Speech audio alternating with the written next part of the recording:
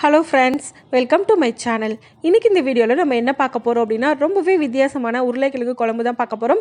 இந்த உருளைக்கிழங்கு குழம்பை நீங்கள் இதே மெத்தடில் பண்ணும்போது சிக்கன் குழம்பு, மட்டன் குழம்பு எந்த டேஸ்ட்டில் இருக்குமோ அதே டேஸ்ட்டில் இருக்கும். வாங்க இந்த உருளைக்கிழங்கு குழம்பு எப்படி பண்ணுறதுன்னு வீடியோவில் பார்க்கலாம். அதுக்கு முதல்ல ஒரு கடாயில் 2 ஸ்பூன் எண்ணெய் ஊற்றிக்கங்க. எண்ணெய் சூடானதுக்கு அப்புறமா அதில் 2 பட்டை, 2 கிராம்பு, 2 ஏலக்காய் ஆட் பண்ணுங்கள். அது 3 நல்லா ஃப்ரை ஆனதுக்கப்புறமா அது கூட 1/2 ஸ்பூன் சீரகம் ஆட் பண்ணுறேன்.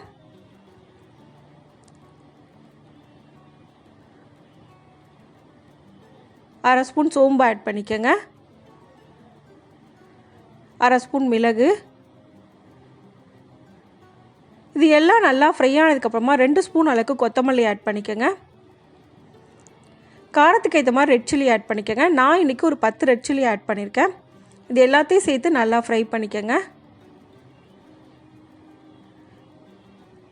எல்லாம் நல்லா ஃப்ரை ஆகணும். இப்போ இது எல்லாம் நல்லா ஃப்ரை ஆகிடுச்சு. இப்போ இது கூட ஒரு சின்ன துண்டு இஞ்சி கட் பண்ணி ஆட் பண்ணிக்கோங்க. கூடவே 4லேருந்து 5 பூண்டு பல் ஆட் பண்ணிக்கோங்க. இதையும் சேர்த்து நல்லா ஃப்ரை பண்ணிக்கலாம். இஞ்சி பூண்டு பச்சை வாசனை போனதுக்கப்புறமா ஒரு பெரிய வெங்காயம் கட் பண்ணி ஆட் பண்ணிக்கோங்க. சின்ன சைஸ் பெரிய வெங்காயமாக இருந்தால் போதும். இதையும் சேர்த்து நல்லா ஃப்ரை பண்ணிக்கலாம். வெங்காயத்தோட கலர் நல்லா சேஞ்ச் ஆகணும். இப்போ வெங்காயம் நல்லா வதங்கிருச்சு. இந்த ஸ்டேஜில் இது கூட 2 பெரிய சைஸ் தக்காளி நான் ஆட் பண்ணுறேன். பொடியாக கட் பண்ணி ஆட் பண்ணிக்கோங்க. அப்போ தான் உங்களுக்கு சீக்கிரமாக குக் ஆகும். தக்காளி நல்லா மசிஞ்சு பேஸ்ட் மாதிரி ஆகணும். அந்தளவுக்கு இது நல்லா ஃப்ரை பண்ணிக்கோங்க. இப்போ தக்காளி ஃபுல்லாக நல்லா குக் ஆயிடுச்சு. இந்த அளவு குக் ஆனதுக்கப்புறமா இது கூட 1/2 ஸ்பூன் அளவுக்கு மஞ்சள் தூள் ஆட் பண்ணிக்கோங்க. கூடவே 2 ஸ்பூன் அளவுக்கு தேங்காய் துருவல் அதையும் ஆட் பண்ணிக்கோங்க. இப்போ இது கூட கொஞ்சமாக கறிவேப்பிலை ஆட் பண்ணுறேன். இது எல்லாத்தையும் ஆட் பண்ணிவிட்டு நல்லா மிக்ஸ் பண்ணிக்கோங்க. தேங்காயோட பச்சை வாசனை போகிற அளவுக்கு இது நல்லா ஃப்ரை பண்ணணும். 2லேருந்து 3 நிமிஷம் போல் ஃப்ரை பண்ணால் போதும். பச்சை வாசனை போகிற அளவுக்கு நல்லா ஃப்ரை பண்ணால் தான் குழம்போட டேஸ்ட் ரொம்ப நல்லாயிருக்கும்.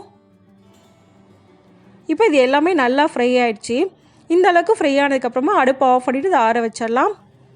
இது எல்லாம் நல்லா ஆறினதுக்கப்புறமா மிக்ஸி ஜாரில் ஆட் பண்ணி இதை நல்லா நைஸாக அரைச்சிக்கோங்க.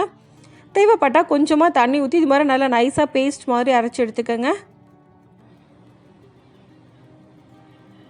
இந்த அளவுக்கு நல்லா பேஸ்ட் மாதிரி இருக்கணும். இப்போ அடுத்து கடாயில் ஒரு 3 ஸ்பூன் எண்ணெய் ஊற்றுறேன். எண்ணெய் ஹீட் ஆனதும் 1/2 ஸ்பூன் கடுகு, 1/2 ஸ்பூன் உளுந்தம்பருப்பு. இது ரெண்டும் நல்லா ஃப்ரை ஆனதுக்கப்புறமா கட் பண்ணி வச்சுருக்க பெரிய வெங்காயம் கூடவே கொஞ்சமாக கறிவேப்பிலை இது 2ஐயும் ஆட் பண்ணிக்கோங்க.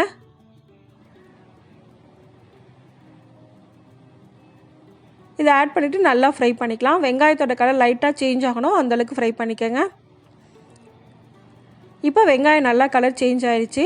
இந்த ஸ்டேஜில் நம்ம கட் பண்ணி வச்சுருக்க உருளைக்கிழங்கு ஆட் பண்ணிக்கலாம்.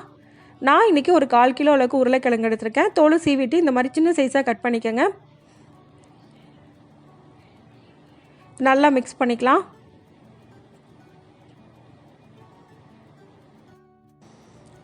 இப்போ இது நல்லா மிக்ஸ் பண்ணியாச்சு.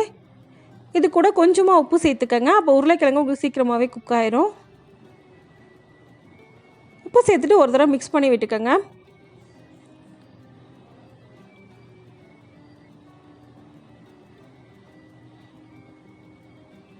இப்போ இது நல்லா மிக்ஸ் பண்ணியாச்சு. இது மூடி 2லேருந்து 3 நிமிஷம் போல் சிம்மில் வச்சு குக் பண்ணிக்கோங்க.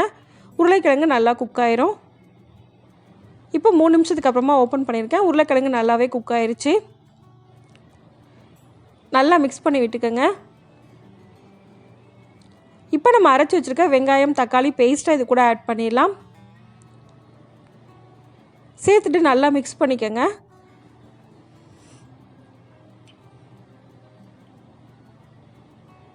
இப்போ இது கூட தேவையான அளவுக்கு உப்பு சேர்த்துக்கலாம். நான் இன்றைக்கி 1/2 ஸ்பூன் அளவுக்கு உப்பு ஆட் பண்ணுறேன்.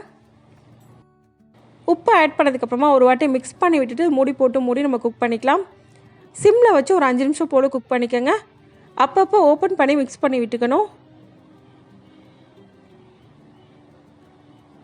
இப்போ 5 நிமிஷம் போல் குக் பண்ணியாச்சு. நல்லா குக் ஆயிடுச்சு. உங்களுக்கு ஊற்றின ஆயில் ஃபுல்லாக செப்பரேட்டாக பிரிஞ்சு வரும். அந்தளவுக்கு இது நல்லா ஃப்ரை பண்ணிக்கணும். நல்லா ஒரு தடவை மிக்ஸ் பண்ணி விட்டுக்கோங்க. இப்போ இது குக் ஆகிறதுக்கு தேவையான அளவுக்கு தண்ணி ஊற்றிக்கலாம். நான் இன்றைக்கி ஒரு 2 கப் அளவுக்கு தண்ணி ஊற்றுறேன். நல்லா மிக்ஸ் பண்ணி விட்டுக்கோங்க.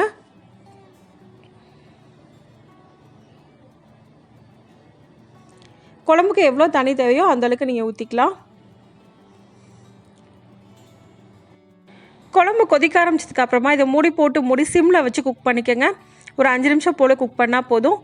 இப்போ 5 நிமிஷத்துக்கு அப்புறமா நான் ஓப்பன் பண்ணியிருக்கேன். குழம்பு ஃபுல்லாகவே நல்லா குக் ஆகிருச்சு. ஆயில் ஃபுல்லாக செப்ரேட்டாக பிரிஞ்சு வர ஆரம்பிச்சிருச்சு. இப்போ இது நல்லா மிக்ஸ் பண்ணி விட்டுக்கலாம்.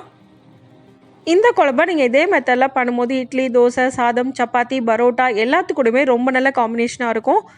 சிக்கன் குழம்பு எந்த டேஸ்ட்டில் இருக்குமோ அதே டேஸ்ட்டில் இருக்கும். இப்போ நல்லா மிக்ஸ் பண்ணதுக்கப்புறமா அடுப்பை ஆஃப் பண்ணிடலாம். இப்போ நமக்கு உருளைக்கிழங்கு குழம்பு ரெடி ஆயிடுச்சு. இந்த குழம்பை இதே மெத்தடில் நீங்கள் பண்ணும்போது டேஸ்ட் ரொம்ப ரொம்ப நல்லாயிருக்கும். இந்த ரெசிபியை இதே மெத்தடில் நீங்களும் செஞ்சு பாருங்கள். இந்த வீடியோ உங்களுக்கு பிடிச்சிருந்தா லைக் பண்ணுங்கள், ஷேர் பண்ணுங்கள், கமெண்ட் பண்ணுங்கள். மறக்காமல் சேனலை சப்ஸ்கிரைப் பண்ணுங்கள். தேங்க்ஸ் ஃபார் வாட்சிங்.